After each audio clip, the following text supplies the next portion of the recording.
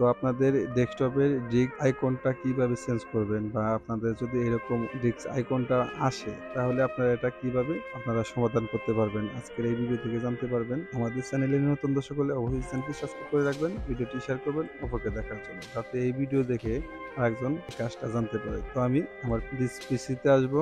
তো এখানে আসার পরে আপনারা মাউসের লেফট সাইডে ট্যাপ করবেন। এখানে ট্যাপ করার পরে আপনারা এই যে ভিউ এখানে ট্যাপ করবেন। এখানে ট্যাপ করার পরে এই যে দেখতে পাচ্ছেন টুলস, আপনারা এখানে ট্যাপ করবেন। টুল তো দেখতে পারলেন আমার এখানে এটা এসে পড়ল।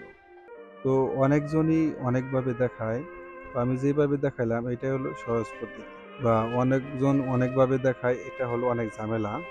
তো আমি সহজ পদ্ধতিতে দেখাইলাম কিভাবে সহজেই আপনারা আপনাদের ডেস্কটপ আইকনটা চেঞ্জ করবেন। তো ভিডিওটি যদি ভালো লাগে অবশ্যই চ্যানেলটি সাবস্ক্রাইব করে রাখবেন। দেখা হবে পরবর্তী যে কোনো ভিডিওতে। আল্লাহ হাফেজ।